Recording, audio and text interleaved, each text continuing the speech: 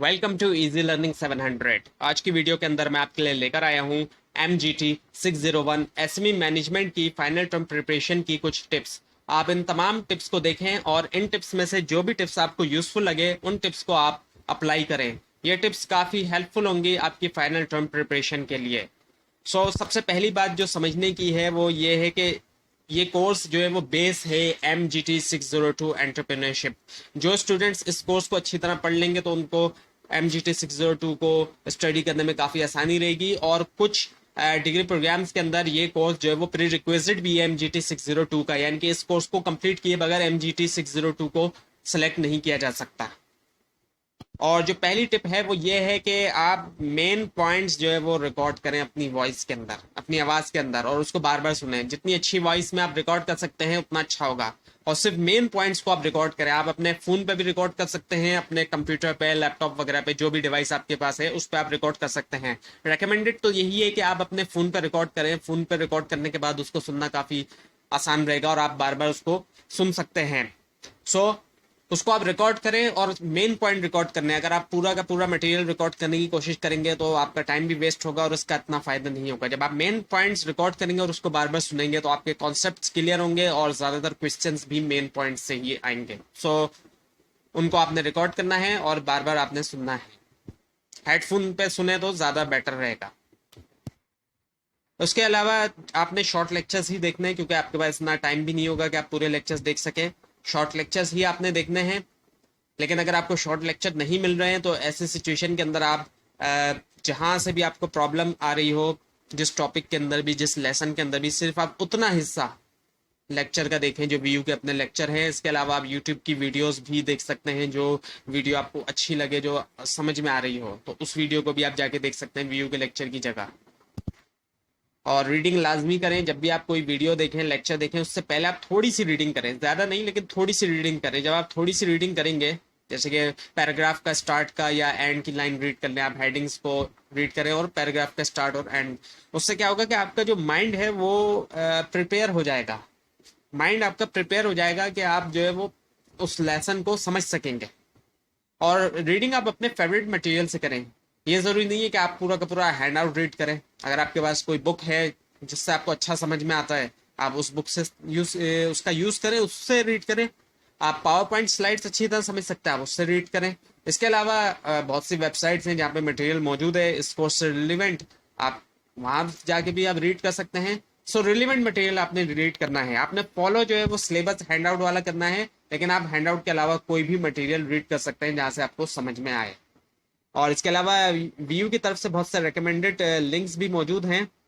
आप वहाँ भी उन लिंक्स को भी विजिट कर सकते हैं। और जो रिकमेंडेड बुक है वीयू की तरफ से, उसको भी आप रीड कर सकते हैं अगर आप उसको रीड करना चाहें। जो भी मटेरियल आपको अच्छा लगे उस मटेरियल से रीड करें। जब जो मटेरियल अच्छा लग रहा है उससे अगर आप रीड करेंगे तो आप ज़्यादा अच्छी तरीके से समझ सकेंगे और ज़्यादा आपको जो है वो आसानी रहेगी समझने में।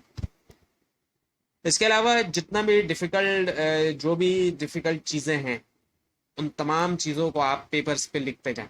जो भी डिफ़िकल्ट चीज़ें हैं, जैसे कि फार्मूले हैं, कुछ फिगर्स हैं, इस तरह की जितनी भी ऐसी चीज़ें हैं जो बहुत ज़्यादा परेशान कर रही हैं। बहुत सी ऐसी चीज़ें होती हैं जो परेशान करती हैं काफ़ी। उनको पेपर्स पे लिखते जाएं। और पेपर्स को एक तरह से कार्ड्स की तरह इस्तेमाल करें। जैसे कार्ड्स होते हैं, फ्लैश कार्ड्स बना लें और जितना खूबसूरती के साथ लिख सकते हैं उतनी खूबसूरती के साथ आप लिखें। क्योंकि उससे क्या होगा, जब ये जितने भी डिफ़िकल्ट जो भी चीज़ें हैं, ये जब आप बार बार उनको देखते रहेंगे और रीड करते रहेंगे तो वो आपके जहन में बैठ जाएगी। और इसको एग्ज़ाम जब आप देने जा रहे हो तो उससे भी थोड़ी देर पहले अगर उसको देख लें, रिव्यू कर लें तो भी अच्छा होगा। क्योंकि क्या होगा, जब आप एग्ज़ाम दे रहे होंगे तो आपको रिकॉल करने में फिर आसानी रहेगी। जब एग्ज़ाम से थोड़ी देर पहले आपने रिव्यू किया होगा तो एग्ज़ाम देते वक्त आपको रिकॉल करने के अंदर भी काफ़ी आसानी रहेगी। इस तरीके से आपको काफ़ी जो है वो ईजी रहेगा एग्ज़ाम के अंदर।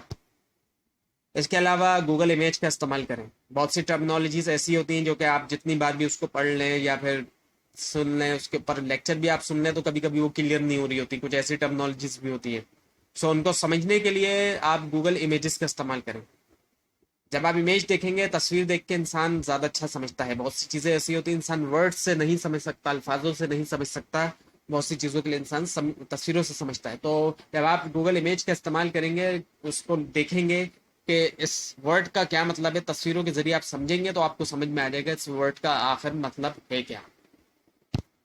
और डिक्शनरी का इस्तेमाल करें, डिक्शनरी ज़्यादातर स्टूडेंट्स के घर में होती है, लेकिन अगर नहीं भी आपके घर में है तो कोई मसला नहीं है। डिक्शनरी की एप्स आप इंस्टॉल कर सकते हैं अपने फ़ोन के ऊपर। इसके अलावा सॉफ्टवेयर भी डिक्शनरी के आप इंस्टॉल कर सकते हैं। गूगल का जो ट्रांसलेटर है गूगल, उसको भी आप एज आ डिक्शनरी के तौर पे इस्तेमाल कर सकते हैं। सो उन तमाम चीज़ों का आप इस्तेमाल कर सकते हैं, और इस्तेमाल आप लाजमी करें ताकि आपको क्लियर हो कि वर्ड्स का मतलब है क्या, जो वर्ड्स आप रीड कर रहे हैं, स्पेशली जो डिफिकल्ट वर्ड्स हैं और जो नई नई टर्मिनोलॉजीज, नए नए वर्ड्स आ रहे हैं, उनका क्या मतलब है। टेक्स्ट टू स्पीच सॉफ्टवेयर का इस्तेमाल करें। बहुत से स्टूडेंट्स ऐसे होते हैं जिनसे रीडिंग करने में काफ़ी उनको प्रॉब्लम होती है, वो ज़्यादा मटेरियल रीड भी नहीं कर सकते।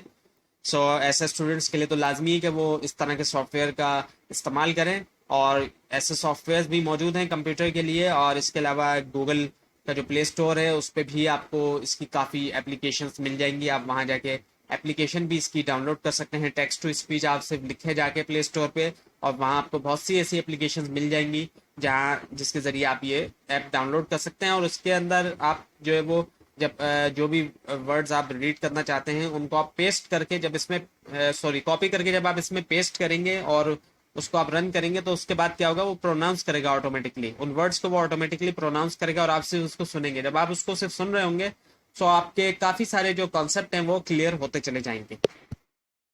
और इसके अलावा पास्ट पेपर्स का आपने इस्तेमाल करना है प्रैक्टिस के लिए। पास्ट पेपर्स से कभी कभार बहुत ज़्यादा चीज़ें भी आ जाती हैं, लेकिन कभी कभी बहुत कम चीज़ें आती हैं, ऐसा भी होता है।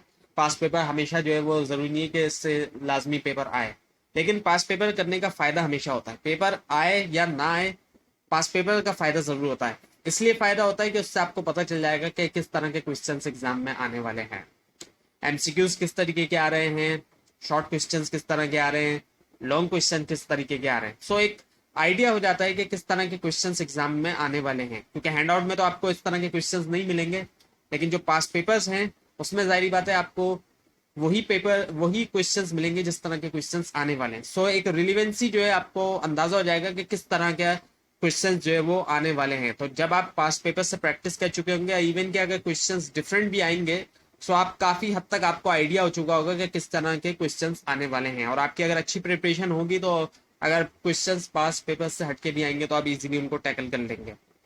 तो ये थी आज की वीडियो जिसके अंदर मैंने आपसे MGT 601 SME मैनेजमेंट की फाइनल टर्म प्रिपरेशन की कुछ टिप्स शेयर की।